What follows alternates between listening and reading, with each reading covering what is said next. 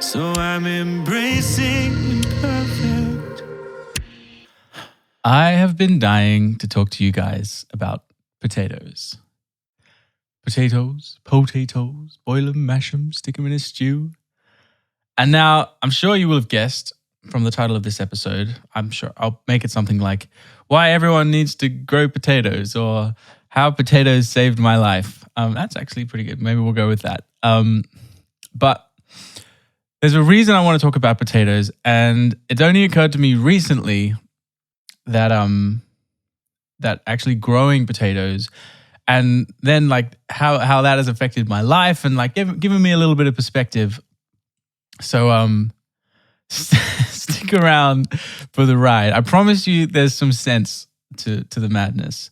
But I want to let's start talking about my initial relationship with potatoes and when it first really began.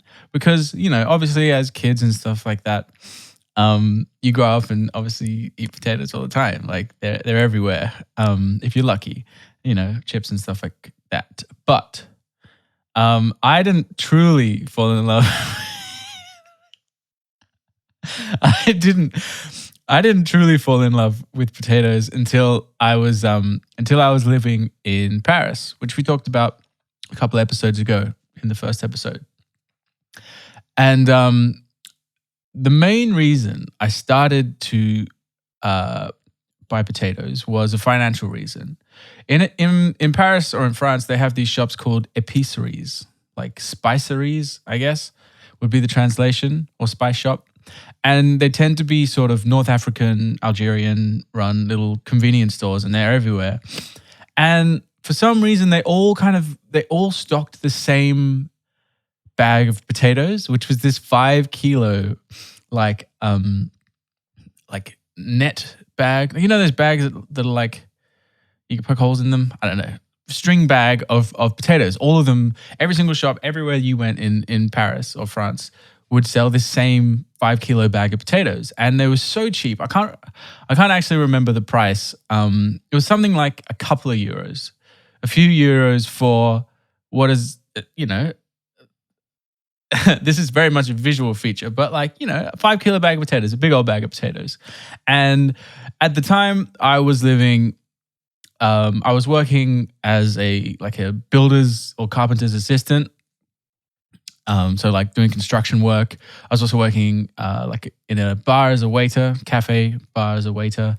And so I was doing a lot of shitty jobs and I wasn't getting paid very much but trying to pay rent and also start a music career, not a lot of spare money going around. So I decided, that I would try to reduce my food budget as much as possible.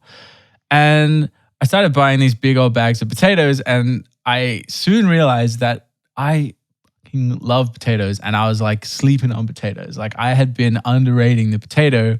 I'm going to say how many, all right, can we get someone to write in with a counter on how many times I say potatoes in this episode? But anyway, I fell in love with them because they were just there for me when I needed them, when I couldn't afford, a balanced diet. What I would usually have, and with my housemate Will, I got him on the potato train as well, would be you dice them up into little cubes and you roast them with olive oil and salt and pepper and make them taste nice, and then you eat them with Dijon mustard.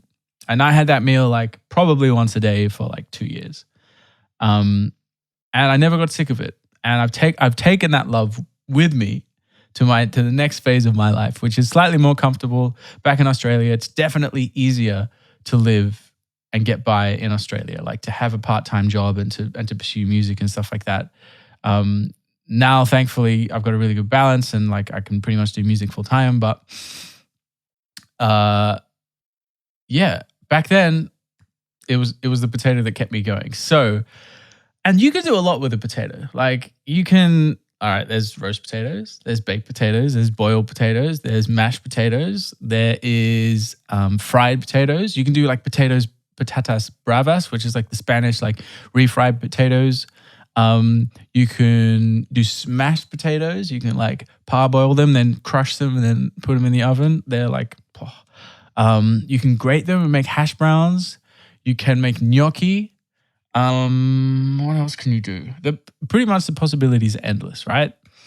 And in terms of like a carbohydrate, they're pretty good, right? That you don't get this huge sugar spike. It's like a low GI food, whatever the fuck that actually means. But I think it means like you don't get like an insulin sugar spike in your bloodstream, and and the energy is like dispersed relatively evenly throughout the day.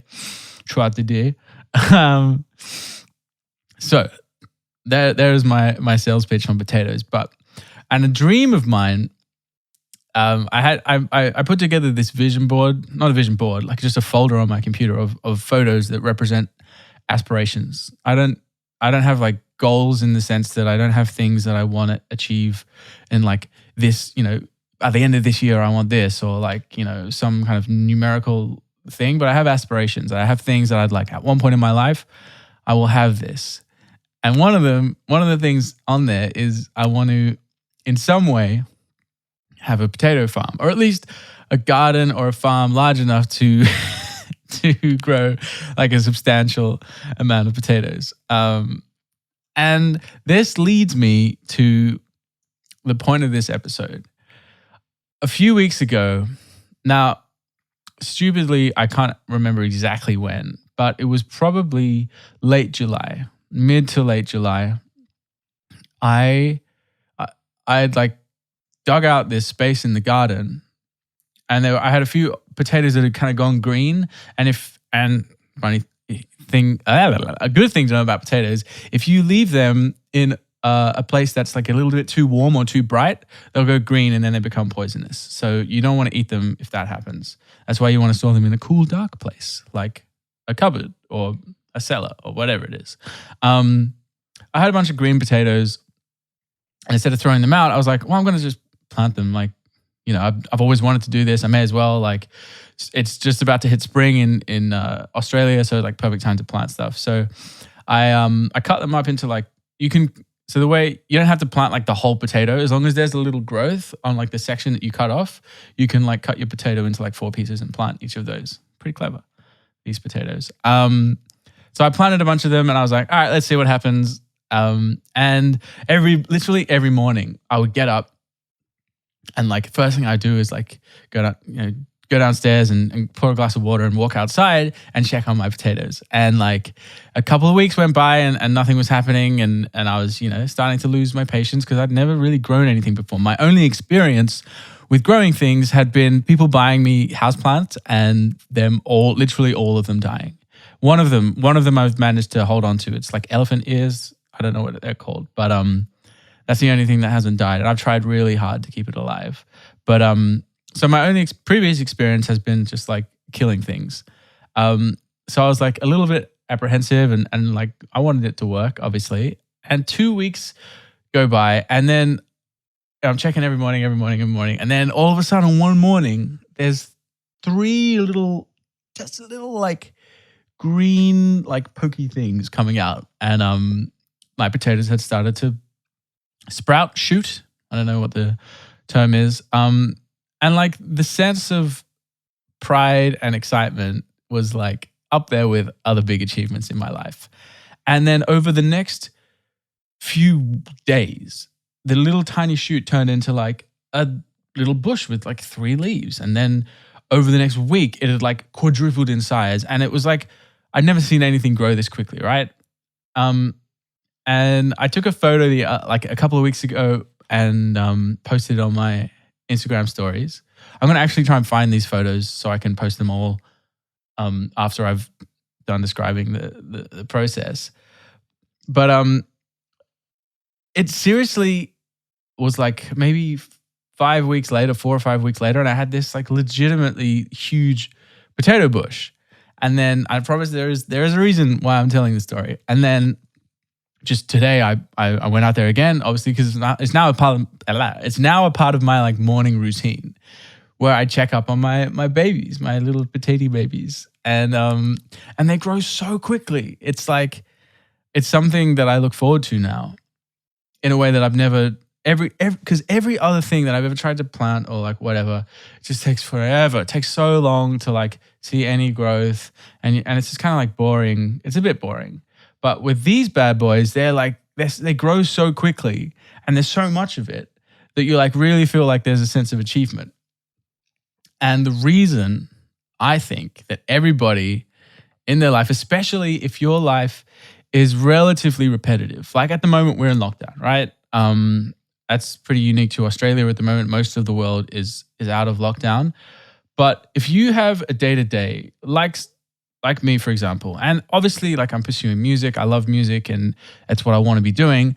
But day-to-day, the days can feel pretty, not monotonous, but like repetitive.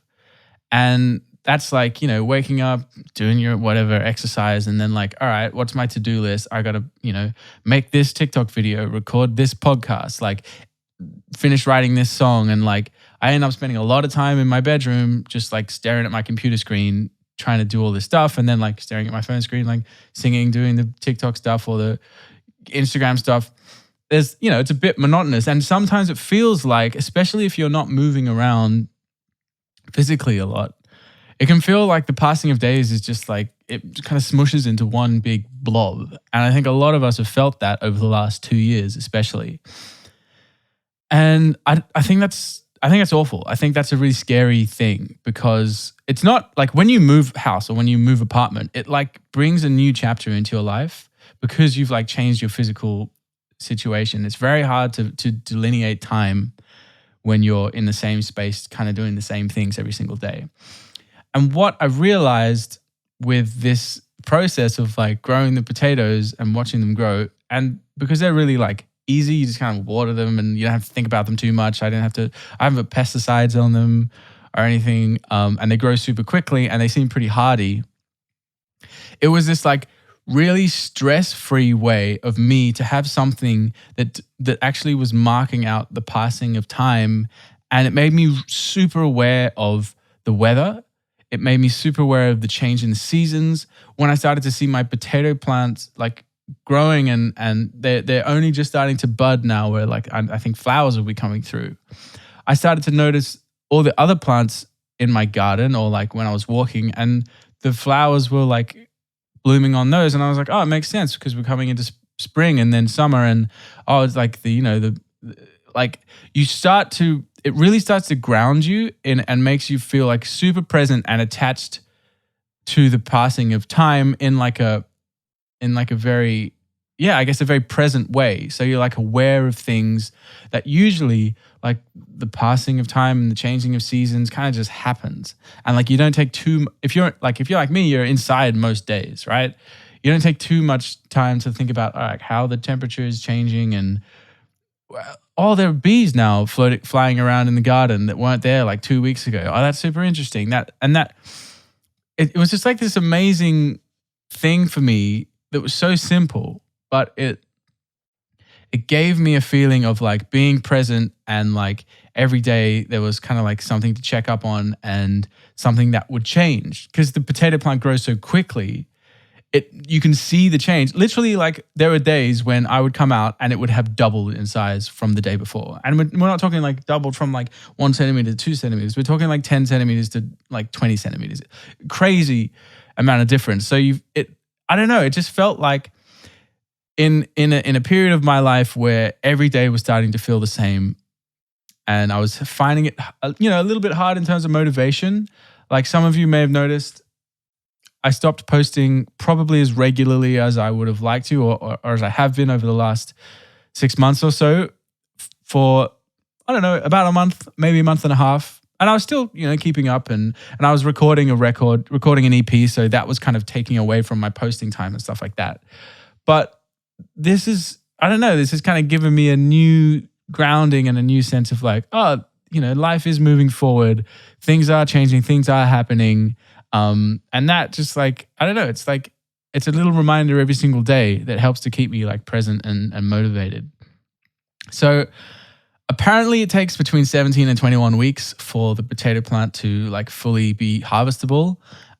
They'll flower and then like when they start to die, I think when the leaves start to go yellow is when you can pull them out. So like, I don't know whether they're going to be edible. I don't know how many they're going to be. Literally, I planted 6, I think, like 6 pieces. so far only two have taken. I actually dug another one up because I was like, oh, come on, four of them can't not have like died.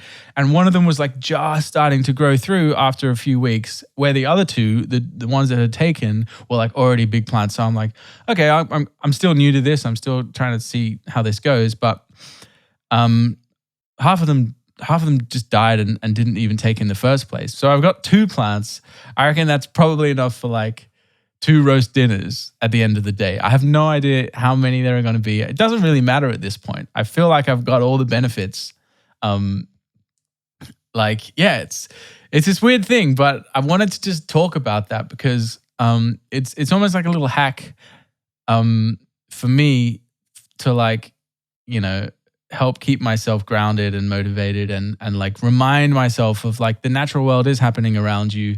If you live in a city, that can be hard to think about and to be reminded of. So yeah, and the coolest thing is you don't have to go and like buy seeds.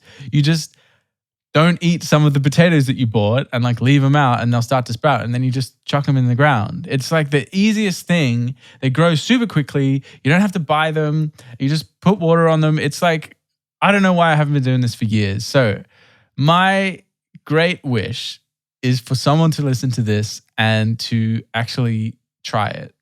And if you do, please let me know. Please send photos. I would love to see, like, you know how some people are like dog people? I'm a potato guy. If you send me pictures of your dog, I'm like, all right, but like I don't have an emotional connection to it. If you send me pictures of your potatoes, we can be best friends. So that's the end of my TED Talk on potatoes. Little update of what I've been doing. I've got 3, almost 4 songs finished, ready to go. Just sort of in the process of figuring out when to release them. I'm super, super proud of how they sound. I think they're some of the best songs I've ever done. And I recorded them with my dear friend and collaborator, Justin, who I'm going to get on the podcast to do an episode soon.